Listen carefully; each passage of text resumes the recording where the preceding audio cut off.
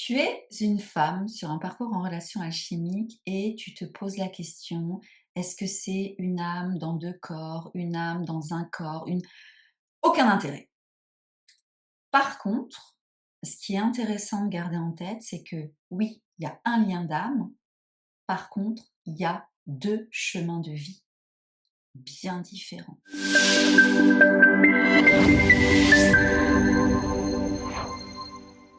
Un chemin de vie, une mission d'âme, une mission de vie, un but d'incarnation, il y a plein de manières de parler de la même chose. On va juste partir du principe que on est incarné sur Terre, on ne sait pas trop pourquoi. On est incarné sur Terre et on va avoir des expériences plus ou moins agréables qui ont pour objectif de nous faire ressentir ce pourquoi on est sur Terre, de nous faire ressentir de la colère, parce qu'une situation ne nous correspond pas, un lieu de vie ne nous correspond pas, un travail ne nous correspond pas, une relation ne nous correspond pas. Ou peut-être de la joie, ou peut-être de la fascination, de l'excitation, de la passion. Les émotions sont des, je ne vais pas dire des boussoles, mais les émotions sont de puissantes messagères de ton subconscient. Les émotions, et idéalement, et c'est ce que ce parcours nous apprend, c'est de devenir, de pouvoir gouverner nos émotions, pas contrôler, pas maîtriser, les gouverner, les ressentir, réussir à les interpréter, réussir à en libérer certaines, à utiliser l'énergie d'une autre pour pouvoir justement avoir une indication sur c'est quoi la suite. Et des fois, on ne sait pas ce que c'est la suite. Il n'empêche que ce qui se passe avec lui, ou ton mental, je parle de mental limité, ton mental, il comprend pas. Ça n'a aucune logique de ressentir ça. Ça n'a aucune logique. Ces heures miroirs, ces synchronicités, ça n'a aucune logique. Presque un homme qui n'a rien fait de spécial arrive à renverser complètement ta conception de la réalité. Ça n'a aucune logique. Et pourtant, ce qu'on ne se rend pas compte pendant longtemps, parce qu'on s'est tellement construite sur l'intelligence rationnelle, sur les diplômes, le pragmatisme, les croyances sociétales, les traditions culturelles. On s'est tellement construite sur ça qu'on dénigre l'intelligence de notre cœur et l'intelligence de notre corps qui savent où on va, pourquoi on est sur Terre, quelle chose, projet de cœur notre âme est venue apporter au monde. Et quand on est sur un parcours flamme jumelle, alors j'en parlais la semaine dernière, on peut avoir tendance à être focus sur la réunion avec lui, alors que tout le but, c'est justement un énorme éveil de conscience sur pourquoi on existe. Et le Human Design, c'est fabuleux pour ça, parce que justement, tu as tout l'aspect du corps et de la personnalité et le corps avec l'autorité, avec la stratégie, avec tous ces indicateurs qui te permettent de comprendre que tu as un fonctionnement bien particulier. Et j'aimerais te parler beaucoup plus de Human Design, un jour possiblement, sur YouTube. Par contre, mon cœur de métier, c'est l'astrologie. Donc dans le Human Design, tu vois concrètement ta manière d'être, de fonctionner et justement les particularités qui font que tu es unique, tu es une femme originelle, t'éveilles sur ce parcours et t'es pas là pour rester dans ton moule doré. En astrologie, ton thème astral, c'est ta boussole personnelle dans l'existence. Et il y a notamment plusieurs indicateurs de ce pourquoi tu es incarné sur Terre. Tu as ton énergie solaire, ton soleil, dans un signe, dans une maison. Les maisons astrologiques, ce sont des domaines, des champs d'expérience. Quelque chose qui te permet de comprendre que tu es là, au-delà de juste apporter quelque chose au monde, tu es là pour apprendre, tu es là pour grandir, tu es là pour t'expanser. Et ça, c'est important de garder à l'esprit ce principe de rayonnement, d'expansion. Une femme, quand elle est reconnectée à son féminin originel, elle est là pour multiplier, elle est là pour s'expandre. Je te donne un exemple, mon soleil est en maison 2, en balance, en maison 2, je vais rester sur la maison 2. La maison 2, c'est le champ d'expérience de la possession. Possession matérielle, mais aussi possession des dons, et plus particulièrement, j'ai envie de dire, de reconnaître sa valeur personnelle, de reconnaître ses ressources et de reconnaître que une partie de la sécurité, de la sensation de sécurité est liée au corps, est liée aux 5 sens et est liée en fait à la responsabilité d'apprendre à protéger ce qui a de la valeur pour nous. Parce que plus on protège ce qui a de la valeur pour nous, plus on élève nos standards, plus du coup notre rayonnement, notre expansion se fait dans des structures qui respectent notre fonctionnement inné à chacune. Mais dans cette vidéo, j'avais surtout envie de te parler de l'axe des nœuds lunaires. Les nœuds lunaires, nœud nord, nœud sud, tu les retrouves aussi en Human Design. Ce qui est intéressant au niveau astrologique, c'est que ton nœud nord, ça va parler de la zone de créativité, de ce que tu es venu de plus en plus expérimenter, incarner par rapport à ton nœud sud. Dans un thème astral, les énergies, les 12 énergies de vie, du bélier au poisson, fonctionnent toujours par opposés complémentaires. En face de la balance, le nous sommes, tu as le bélier, le je suis. En face, je te parlais, de la balance, je t'en ai parlé. La maison 2, ça me fait penser à l'énergie du taureau. Euh, En face de l'énergie du taureau, donc le rapport, la gestion liée à la matière concrète, physique, tu as l'énergie du scorpion. Là, on est beaucoup plus dans la gestion de l'émotionnel, de l'immatériel, de la psyché. Et donc, les 12 énergies de vie, les 12 signes astrologiques, fonctionnent, comme dit, par opposés complémentaires. Et quand tu as le nœud nord dans un signe, dans une énergie de vie, tu as le nœud sud dans l'énergie opposée, complémentaire.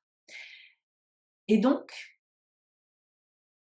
l'axe des nœuds lunaires va indiquer que ton nœud sud, c'est comme si tu t'étais incarné sur Terre avec un gros sac. Un sac avec des compétences, avec des connaissances, mais également avec des habitudes, des automatismes, des réflexes propres à l'énergie, propres à la maison du nœud sud. Et dans cette incarnation présente, ça va pas t'aider. Mais tu vas pas t'en rendre compte. Ça veut dire que quand il y a des challenges, quand il y a des décisions compliquées à prendre, ou même quelque part dans ton quotidien, tu vas avoir tendance à agir sur les modalités du nœud sud.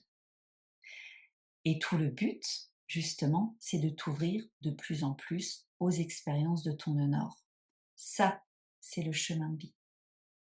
Ça ne veut pas dire tout lâcher du nœud sud, ça veut dire trouver un juste équilibre. Je te redonne mon exemple. J'ai mon nœud sud en Scorpion, conjoint au fond du ciel, la maison 4. Ce qui veut dire qu'avant mon parcours, clairement, j'étais dans des modalités plus de mon nœud sud. La reconnexion avec lui a eu lieu en 2018 et elle a fait encore plus exploser mes schémas dysfonctionnels liés à mon nœud sud. Donc en résumé, nœud sud en Scorpion conjoint au fond du ciel, c'est vraiment des bagages, des mémoires en énergie basse, d'avoir expérimenté la dépossession, le pire de l'humanité, d'être vraiment dans des systèmes d'hypervigilance, de mode survie, d'être tout le temps dans une sensation que on peut perdre les choses, donc d'avoir aussi beaucoup de possessivité. Et en énergie haute, par contre, ça ramène énormément de sixième sens, de lucidité. J'ai notamment, il y a le côté très alchimiste aussi du Scorpion, et c'est pour ça que j'ai reconnecté avec des mémoires d'alchimiste. Donc, c'est pas le nœud sud, c'est nul, on lâche tout. Non, c'est il y a des talents, il y a des dons, il y a des compétences du nœud sud, mais par contre, il y a aussi énormément euh, oui, de choses à comprendre, à avoir conscience et à lâcher. Et lié à la maison 4, ben ça c'est racine transgénérationnelle, c'est énormément de guérison des lignées féminines que j'ai fait grâce du coup à mon parcours. Donc quand j'ai compris qu'il n'était pas la destination, que la réunion c'était pas la destination, qu'il y avait toute une palette de choses à explorer en moi, dans ma vie, pour pouvoir justement prendre des décisions différentes et donc d'aller de plus en plus vers mon nœud nord en taureau, conjoint au milieu du ciel en taureau. Et donc sur papier, c'est sublime parce que l'énergie du taureau, le milieu du ciel, c'est clairement mon thème astral, c'est Ophélie, tu es là sur Terre pour incarner le féminin ancré dans son corps, qui se sent en sécurité avec ses désirs, avec le plaisir, avec la matière, qui sent en fait qu'elle peut s'entourer de beauté et que l'univers va pas tout lui arracher du jour au lendemain, comme mon âme a pu vivre ou comme des mémoires transgénérationnelles me laissent ou m'ont souvent laissé penser que ça allait être le cas. Et d'offrir ça, pas de le faire dans mon coin, vu que c'est conjoint au milieu du ciel, en maison 10, c'est d'offrir ça au monde. Donc de permettre à d'autres femmes aussi de se reconnecter à leur féminin, de se sentir en sécurité dans leur corps. Et là, j'ai beaucoup d'émotions quand je te dis ça parce que on est en juillet 2026 et j'y suis. Et j'y suis. La relation alchimique, l'environnement dans lequel je vis, la femme que je suis devenue, par rapport à 2020 où j'ai découvert l'astrologie, où je me suis formée à l'astrologie ces 6 dernières années, le parcours avec lui et d'autres challenges dans ma vie ont vraiment amené à travailler, à être focus, à garder en tête cette destination de mon nœud nord et mon milieu du ciel. Ça veut dire que quand des fois je voulais avoir des comportements, je ressentais des compulsions de contrôle, d'essayer de vérifier que, de lui envoyer, à l'époque encore, un message parce qu'il ne me répondait pas, de ressentir tout ça. Alors j'ai appris à réguler mon système nerveux, mais il y avait aussi tout un travail conscient de me dire, pose ton téléphone, va te balader dans la nature, fais des respirations. Extrêmement inconfortable pour moi. Et c'est pour ça que je dis souvent que c'est bien beau de connaître ton thème astral. Mais si tu l'expérimentes pas au quotidien, ça sert à rien. Tu développes ni de la confiance en toi, ni de la confiance dans ton thème astral. Et lui, c'est pareil. Il a un axe des nœuds lunaires. Il vit tout ce qu'il vit avec toi, mais par rapport à lui, par rapport à son propre sa propre individualité, son propre processus d'individuation, de devenir un adulte à part entière, il a son chemin de vie à lui. Et donc, quand j'ai compris ça, donc je t'ai donné mon exemple, je te donne, je te donne son exemple à lui. Euh, Intéresse-toi aussi, toi, si tu as sa date de naissance, ça pourra te permettre de prendre de la hauteur, justement, de comprendre que oui, le lien vous amène à vivre des choses ensemble, mais chacun a un chemin de vie, chacun a une destination, un but de vie. Et donc, lui, sur mon parcours, il a son nœud sud en Vierge et son nœud nord en Poisson. Nœud sud en Vierge, énergie haute, ça ramène beaucoup de discernement. Ça ramène du discernement, ça ramène le fait d'être très attentif à avoir une hygiène de vie. Ça ramène au fait d'aimer l'ordre, d'aimer que les choses soient à leur place. Par contre, en énergie basse, nœud sud en Vierge, c'est énormément de mentalisation, énormément de critiques envers soi-même, énormément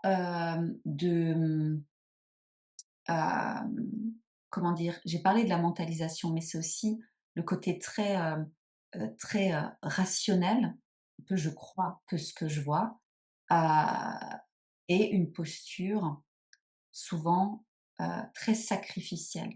Ça veut dire on fait beaucoup pour les autres, beaucoup pour les autres, beaucoup pour les autres, toujours dans une perspective d'améliorer, mais finalement, on peut passer à côté de soi. Et un nœud nord en Poisson, donc cette zone de créativité, quand on vient d'un nœud sud du coup en Vierge, extrêmement compliqué, parce que ça demande de lâcher ce sur quoi est câblé 99% des êtres humains, le mental. Alors, tous et toutes sur ce parcours, euh, il y a une ouverture de conscience, donc le mental en prend un coup, il y a un effondrement de la psyché. On prend conscience qu'il y a le mental limité. Mais par contre, quand on a un nœud nord en Poisson, il y a vraiment le fait de se dire que la personne, elle va être poussée à avancer dans sa vie plus avec le cœur, son intuition, donc possiblement développer des capacités médiumniques aussi, de se reconnecter à une sensibilité très artistique, à être beaucoup plus oui, dans une expérience de retrait, d'observation de la vie, de quelque chose qui est très lié en soi au domaine spirituel. Et donc l'identité qui s'est construite sur un mental très carré, il y a une lutte intérieure. Il y a une lutte à s'abandonner, à se reconnecter à ce grand tout que représente l'énergie des poissons. Donc, quand j'ai compris ça, quand j'ai intégré ça, ça m'a ramené, comme je te le disais, beaucoup plus de tolérance. Et ça m'a amené aussi dans cette compréhension que plus tu régules ton système nerveux, plus tu te connectes à ton corps qui sait, en fait, vraiment. euh, et c'est pour ça, justement, que l'un des axes d'apprentissage sur ce parcours, c'est de pouvoir poser des actions au-delà des peurs, parce que tu vas suivre tes désirs, parce que ton corps y sait, parce que ton cœur y sait. Tu ne sais pas exactement comment ça va se passer, mais énergétiquement, quand tu vas explorer au-delà des peurs, tu vois que ça se met en place et que cette destination, que ce nœud nord que tu as, en fait, c'est concret. C'est pas quelque chose de boubou perché, c'est ce que moi j'appelle l'astrologie incarnée.